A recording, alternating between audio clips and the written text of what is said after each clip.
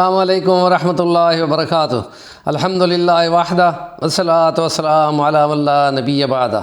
10 رمضان المبارک کو حضرت خدیجۃ الکبریٰ رضی اللہ تعالی عنہا ام المؤمنین کا یوم وفات ہے۔ اس سلسلے میں کچھ باتیں ان کی شان میں بیان کرنی تھیں، اس لیے آج کا ولاگ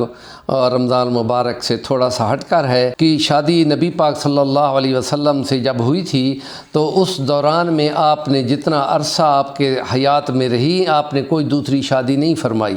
اور نبی پاک صلی اللہ علیہ وسلم کی وہ غم گسار زوجہ تھیں کہ جن کا تذکرہ نبی پاک صلی اللہ علیہ وسلم اکثر کرتے تھے تو آپ دیدہ ہو جاتے تھے، آپ رو پڑتے تھے۔ تو وہ اب اتنی مالدار تھیں مکہ کے اندر اس وقت کہ جس وقت لوگ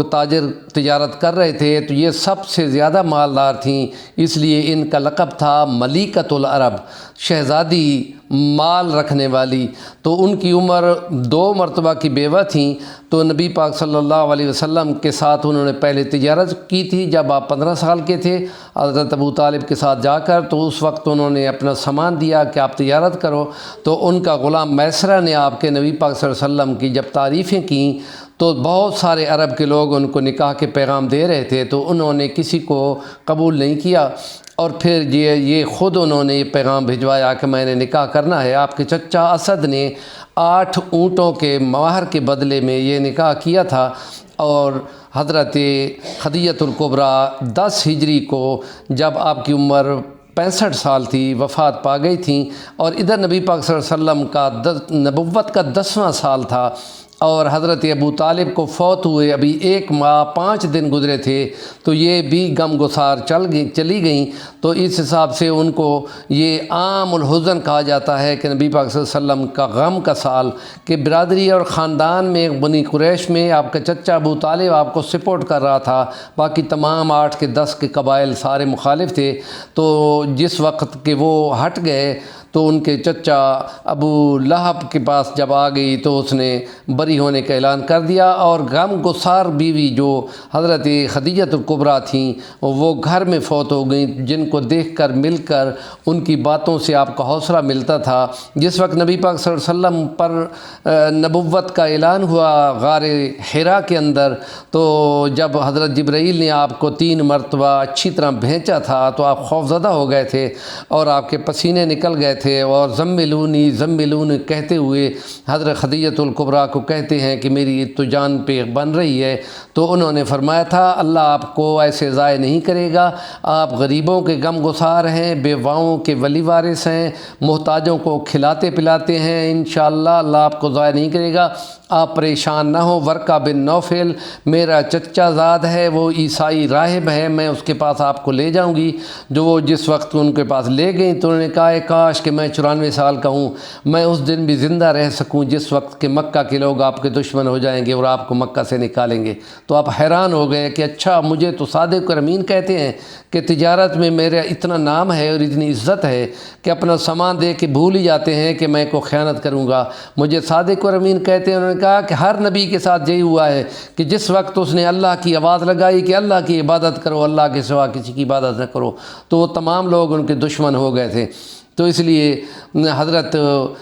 نبی پاک صلی اللہ علیہ وسلم کا تذکرہ فرماتے تو حضرت خدیجہ کے بارے میں فرماتے، عائشہ فرماتی ہیں کہ وہ فرمایا کرتے تھے وہ میری بڑی غم گسار تھی، جس وقت تو لوگ مجھے پیسے نہیں دے رہے تھے تو وہ اپنا پیسہ مجھ پہ لٹا رہی تھی، اور جب وہ لوگ میرے پیچھے لگے ہوئے تھے تو وہ مجھے حوصلہ دلاتی اور قریش کی زیادتیوں کو کم کر کے بیان کرتی تھی، اور تمام میری اولاد اسی کی گود سے ہوئی ہے، 2 بیٹے اور 4 بیٹیاں، اور انہی پہ ان کی کنیت ام القاسم تھی کہ جو آپ کا بڑا بیٹا تھا، اور آپ کی کنیت بھی ابو القاسم تھی۔ تو آپ کے بچوں میں پہلے قاسم تھا، پھر زینب آئی، پھر ام کلثوم آئی، پھر رقیہ آئی، پھر عبداللہ آیا جس کا لقب طیب اور طاہر تھا، اور پھر حضرت فاطمہ ہے جو سب سے چھوٹی تھیں۔ باقی تمام اولاد نبی پاک صلی اللہ علیہ وسلم کی وہ فوت ہو گئی تھی، تو حضور پاک کی وفات تک حضرت فاطمہ رضی اللہ عنہا وہ موجود تھیں، اس لیے نبی پاک صلی اللہ علیہ وسلم ان کو دیکھتے تھے، محبت کرتے تھے، ماتھا چومتے تھے اور ان کو دعائیں دیتے تھے۔ تو اس حساب سے 2 بیٹیاں ام کلثوم اور رقیہ حضرت عثمان کے نکاح میں دی تھیں، اور ایک بیٹی زینب جو ہے وہ ان کے چچا سے بیائی تھیں، اور یہ وہی ابو العاص ہے جو جنگ بدر میں قیدی بن کے آئے تھے، اور جس وقت کے ذریعے فدیہ 5000 درہم دینا تھا، تو نبی پاک صلی اللہ علیہ وسلم کی اپنی لخت جگر زینب نے وہی ہار دے دیا کہ اس ہار کے بدلے میں میرے خامد ابو العاص کو رہا کرایا جائے۔ جب وہ ہار لے کے پہنچایا گیا،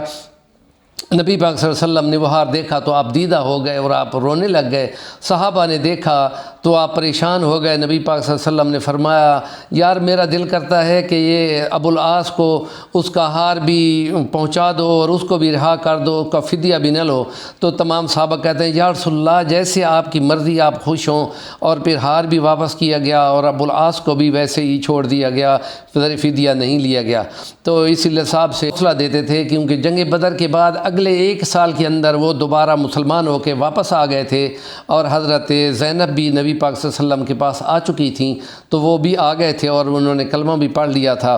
اور پھر 10 ہجری میں وفات پاتی ہے، تو نبی پاک صلی اللہ علیہ وسلم نے ان کو فرمایا، خدیجہ میرا سلام آسیہ کو کہنا کہ آسیہ فرعون کی بیوی تھی، ایمان پر مشقتیں اور مصیبتیں اٹھا کر فوت ہوئی تھی، اگلے جہان میرا اس کے ساتھ نکاح ہوگا۔ تو یہ تذکرے کرتے ہوئے ہم کہتے ہیں کہ شروع میں ہم یہ کہتے ہیں کہ جس وقت نبی پاک صلی اللہ علیہ وسلم کا ان سے نکاح ہو رہا تھا، تو حضرت جبرائیل امین نبی پاک صلی اللہ علیہ وسلم کے پاس آئے اور فرماتے ہیں کہ یہ ختیجۃ الکبریٰ ہے، اس کے ساتھ آپ کا نکاح ہونا ہے، اور یہ آپ کے ساتھ جب نکاح ہوتا ہے تو آپ کے لیے کھانا لا رہی ہے، تو اللہ تعالیٰ ان کو سلام کہہ رہا ہے، اور ان کو آپ کہیں کہ جبرائیل بھی آپ کو سلام کہتا ہے، اور یہ کہ موتی کا گھر جو ہے جنت میں ان کے لیے تیار ہے، جہاں کوئی شور نہیں ہے اور کوئی محنت اور مشقت بھی نہیں ہے۔ یہ ایک خاص اعزاز ہے جو حضرت خدیجۃ الکبریٰ کے لیے ہے، اور باقی ازواج مطہرات میں سے یہ شان کسی کی بھی نہیں تھی۔ حضرت عائشہ الصدیقہ رضی اللہ عنہا اکثر اپنے بیویوں کے ازواج کے تذکروں میں، سوکنوں کے تذکرے میں زیادہ حضرت خدیجہ کے ساتھ مقابلہ کیا کرتی تھیں۔ ہمارے چینل کا نام ہے صفی رحمان الوانی، ضرور سبسکرائب کریں اور کمنٹ کریں گے تو آپ کی مہربانی ہوگی۔